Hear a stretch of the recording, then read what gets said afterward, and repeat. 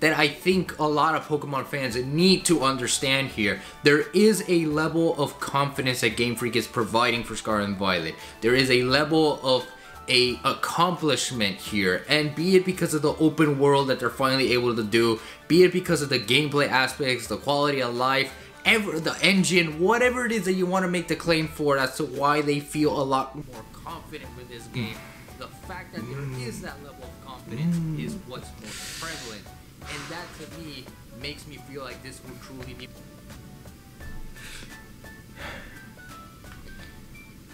I take back everything I said.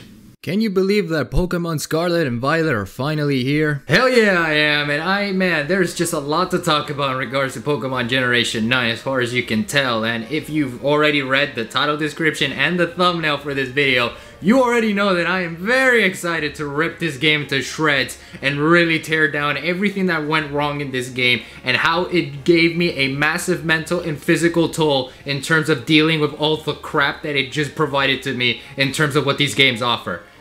Note that is all an exaggeration. I actually don't feel that way. Just get along with this bit, okay? Before we do dive into my whole little spiel of the disrespect is real for this game in particular, just note that this is not a review first of all, but more so my first impressions of the game. And note that for this video and perhaps onwards, whenever a new game I'm interested in does end up getting released, I will make these videos into something dramatic and entertaining, but keep in mind also that it is merely for those purposes. While I do bash on people's opinions on their unfair and harsh criticism towards certain games, and while yes, in some rare instances I will bash on a person's character because I want them to sort of reflect and look at that flaw and kind of improve and be a better person at the end of the day. But besides all of that, in terms of these videos, you can also feel free to bash these videos as much as you want, because these are also my opinions and my observations of games that are backed up, that have their, level of, research and all that kind of stuff. So yes, of course, just like how I bash on the opinions of others, you can bash on the opinions of mine here. This one is no different.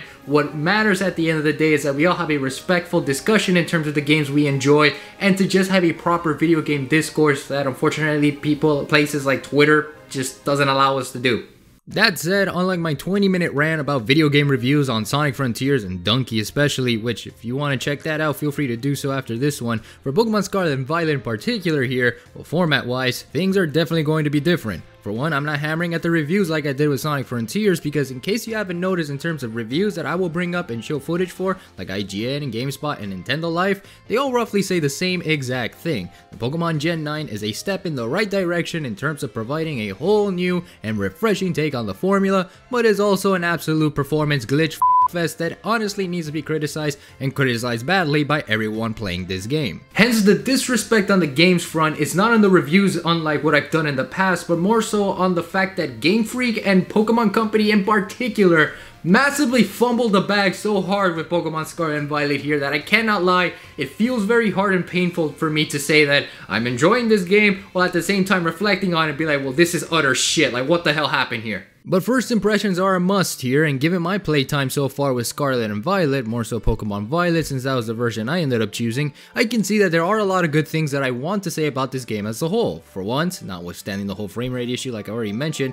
the graphics are okay in terms of improving the quality of life that Legends provided back in January, and you can see that engine being tested to its very limits. Now, not sure if it's exactly being pushed to its limits or not, but we'll get there, don't worry about that. Secondly, the feel and presentation of this game is something that I feel is entirely new for Pokemon standards, which is a good plus in my book as it steps away from a standard one route formula that past Pokemon experiences have done, and for this particular experience, it allows the player to branch into 3 routes instead that they can always do at any given time as they explore the truly massive Paldea region. That is again thanks to Legends' influence in its presentation with the Hisui region earlier this year. The way the 3 routes for this game's adventure are introduced is through the school theme they have in place for this new region's overarching story. Here you get to either attend the Naranja or Uva Academy depending on your version. Yes, I said exactly as it's supposed to be because we're in Spain and I won't let my heritage be ridiculed. And you are out on a treasure hunt, which is a huge independent study project where students and players get to explore the Paldea region to its fullest. Essentially for this game you can do whatever the hell you want, as you could either fight the gym leaders for this region, fight colossal Pokemon known as Titans, and even take down the big bad of this game known as Team Star, a group of student delinquents that actually have a surprising backstory to them the more you challenge them, and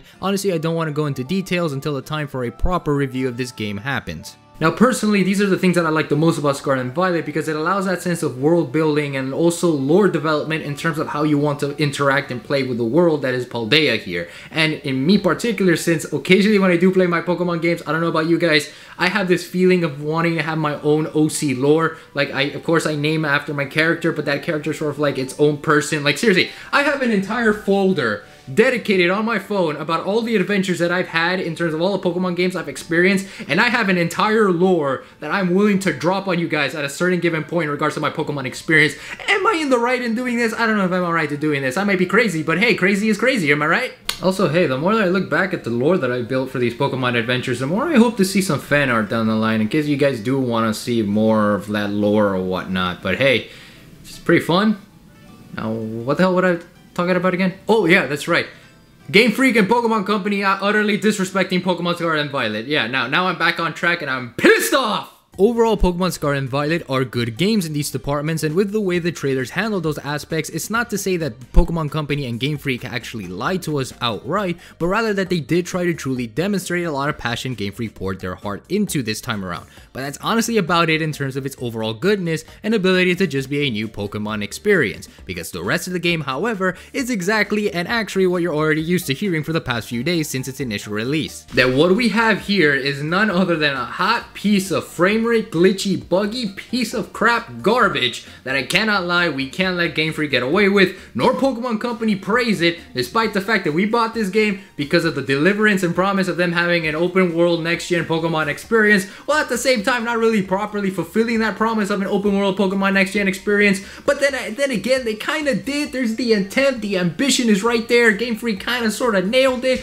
but like, God damn it, do you understand the words that are coming out of my mouth right now? Because that's how I feel, and I think many of us feel that way too. Like I said before, the majority of the reviews you will find on Scarlet and Violet will say that this game has the most atrocious and bastardly attempt at stabilizing its frame rate, which is primarily my key issue while I was playing my version of Pokemon Violet. The frame rate just isn't good enough, and it hurts to see me have a decent stability, only to then have a Pokemon trainer battle or entering into a new location, dramatically reducing the frame rate in the process. And mind you that this game runs at a minimum of 30 FPS, both in docked and handheld mode according to the many reviews that are out there as well. Most of my observations in that aspect are based on my time in handheld mode, because of course from what I can gather on dock mode, you won't notice much of the frame rate drops, but the fact that it is still there really says something at the end and tells you that Game Freak just did not bother to take a second look at the game and compress the file to at least keep it somewhat stable in the end. And mind you, if I have to point you to the direction of IGN of all people to present that case, then you know that Game Freak really did mess things up in a major freaking way. For those that are going to be like, oh, but the Switch can't properly run games because it also has some performance issues or whatnot and blah blah blah, so obviously it's not going to, you know, perform well with Pokemon Scarlet and Violet here. Yeah, shut up and listen for a second, because that level of idiocy in regards to Pokemon Scarlet and Violet will not apply as opposed to any other game that, yes, I can argue there could be some frame rate issues and performances, but at the same time, they still deliver in terms of graphical scale and performance on the Nintendo freaking Switch. For comparison's sake, I decided to record footage of me playing Bayonetta 3, Xenoblade Chronicles 3, Pokemon Legends Arceus, and Sonic Frontiers to demonstrate that it's not really the fault of the Switch's capabilities, but more so that of the developer's inability to format that to the standards of the Switch's hardware and software. All these games run fine to me, and though there can be dips in frame rate depending on certain settings you have in place for them, they are easily remedied thereafter, so it doesn't cost the game to feel like it's about to crash simply because you walk 2 freaking steps out of a gym like Scarlet and Violet does on occasion. These games are rendered nicely, especially on handheld, and this is where Game Freak massively fumbled and downright disrespected Pokemon Scarlet and Violet the most. When compared with Legends specifically, which share similar engine design like I said already, you will notice that it is particularly night and day in terms of performance, and so you can't blame the Switch as much as you think as you should as you look at these two games that honestly aren't that much of a graphical improvement from one another when you really look at them side by side. Sure, like I already said in the beginning of the video or somewhere during the course of this video that Scarlet and Violet looks vibrant and the textures are nicely done and rendered, the overworld is practically the same as Legends Arceus, where the pop-ins are still made, rendering feels like you're looking at a freaking Play-Doh set, and overall there's not a lot that I can really say is groundbreaking quote unquote for what is basically considered to be a Wii U 2.0 at this point in our freaking gaming careers. It's not visually striking when compared to textures and backgrounds as opposed to what Xenoblade Chronicles did, and especially in the case of Bayonetta 3 in terms of downright subtle graphical detailing. Hell, Splatoon 3, which I can argue shares similar graphical designs and does a better good job at that department and applying that sense of cartoony atmosphere than it does with Scarlet and Violet here. And to make an even more recent comparison, like that with Sonic Frontiers in regards to graphical fidelity and performance, you can see that for a game that's loaded with details like Frontiers to still function properly within the scope of the Switch really says a lot when you look back at Violet and go, well now hold on a minute here Pokemon, what the hell is this? Apparently big fiction and according to Game Freak and Pokemon Company, but hey, many of you guys are asking yourself, Emmanuel, but what about Game Freak? They're just a small indie development company. They don't have the funding to give an actual next generation Pokemon game. And while I do agree that it's satire, obviously, Game Freak, you really think they're a small indie development company? For those that like to actually think that they are, they're not. I understand that you guys are asking that question, but hey, it's a very stupid one.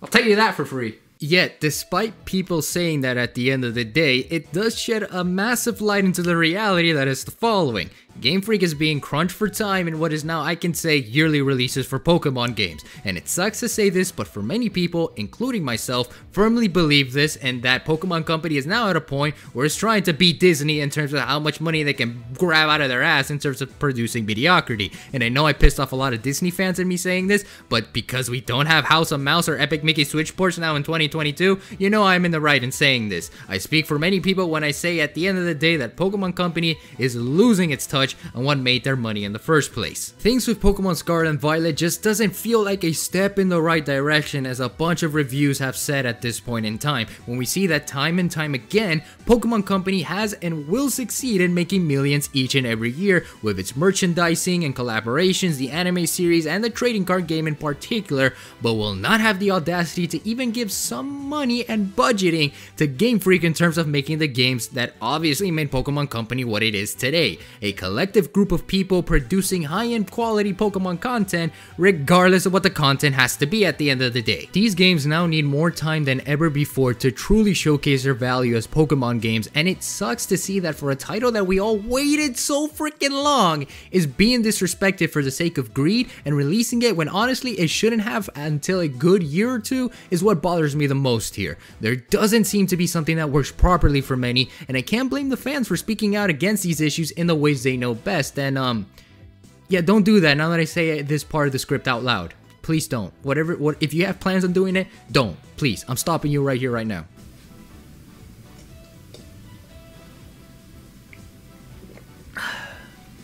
But what is certainly a fact at the end of the day is that the disrespect for Pokemon Scarlet and Violet is indeed real. And while we can argue to some capacity, the reviews, some of them out there in the world are probably giving them a harsh positive treatment or harsh negative treatment. The disrespect in this case is about Game Freak here. And to kind of go a little bit more improvised and unscripted here, I have to really downright be serious in the sense that we can't have these next generation Pokemon games to be this way moving forward. Well, yes, I just showed you the fact that I bought Pokemon Violet. That was because I saw the ambition and intention that Game Freak had this time around. And there are those good points. I highlighted those good points in the beginning of the video. And for those that skipped those parts and wanted all the disrespect aspects of it, I will say this. There is an ambition of an open world region. Paldea is very nice and vibrant. While you can argue on the Play-Doh texture palette and graphical scaling, there are some things that feels nice as opposed to what the previous games have done. And while you can argue that the 3DS era is truly the peak of 3D Pokemon games, I will allow you that one because yes, there are some things that they did right in that aspect as opposed to now. But the fact that there's an open world Pokemon game that we've asked for, the fact that there is a new level of Pokemon RPG mechanics that we've never truly seen in terms of the previous generations, especially in the handheld era. There are a lot of good things and good qualities of this game, no doubt in my mind. But the performance issues and the lack of frame rate, stability, and all the bugginess and glitchiness that a lot of people have experienced in their copies of the game can't excuse all the goodness of this game. They're there and they are very apparent, and I've showed you my observations of it. I've showed you how I feel about this game, and a lot of people feel this way too. And Game Freak and Pokemon Company especially need to understand that they can't get away with this anymore. They need to understand that first of all, a patch needs to be given for this game.